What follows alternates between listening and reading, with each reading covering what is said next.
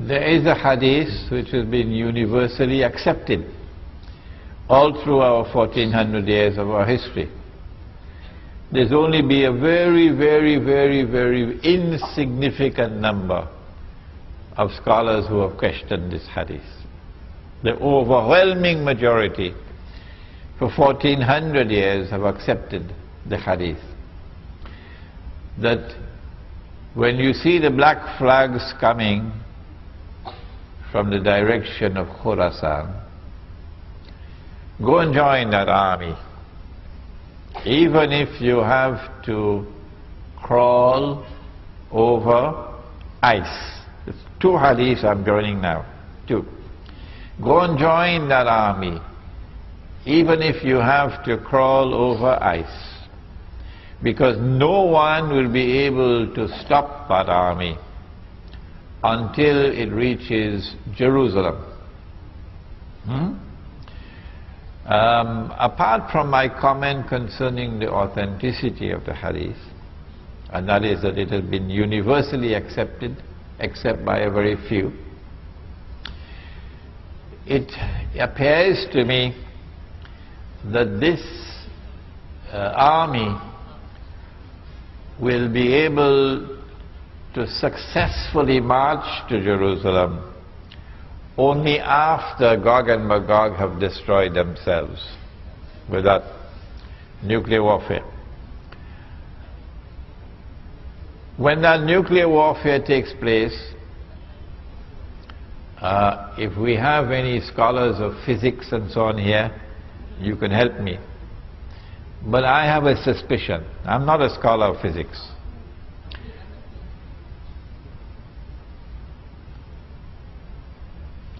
I have a suspicion that the radiation in the atmosphere, which we now have through these towers, so you can use your cellular phones and so on, and your laptop, wireless, that the radiation that is now in every town and every city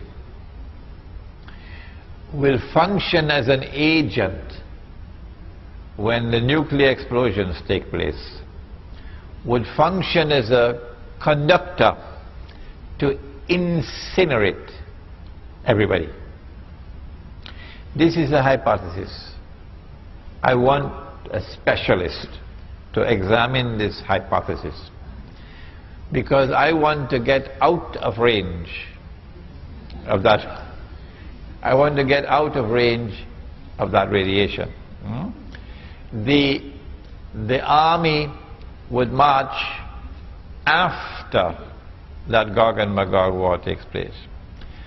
And since you will not be able to use any cruise missiles and electronic weapons, it's going to be horses once again. I expect that army to march in about 30 years from now. But it's already begun its march because it's fighting back in Afghanistan. Khurasan, the heart of Khurasan is Afghanistan. But let me make one more comment. The Prophet said, alayhi salatu wasalam, that among the signs of the last day is that, listen carefully, one man would have to maintain 50 women. Please tell them he didn't say one man will have to marry 50 women. No, one man will have to maintain 50 women.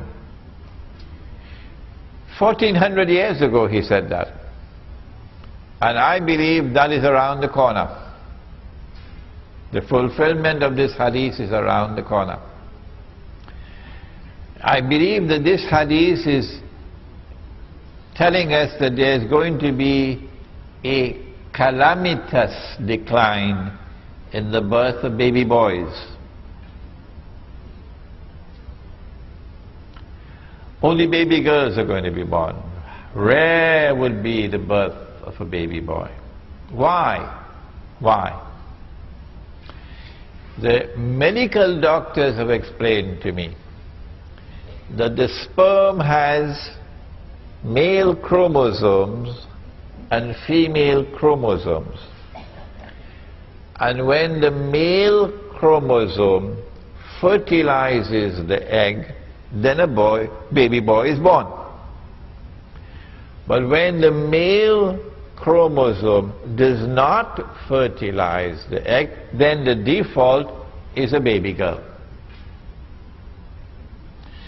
The radiation from cellular phone towers, from laptop computers, the radiation, he said, is damaging. Notice where the laptop sits on your lap. It is damaging male sperm production. It is weakening the male chromosome. As the male chromosome becomes weaker and weaker, less and less baby boys are going to be born. So, now every woman in the world, you can ask them, wants to have a baby boy. Yeah.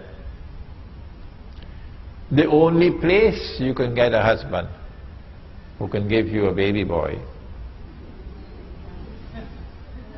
is our village. Because when our baby boys are born in our village, our baby boys are kept away from that radiation. Our baby boys are fed with natural food, not GM food. So the baby boy who grows up in the village is the prize that every woman in the world will want to have as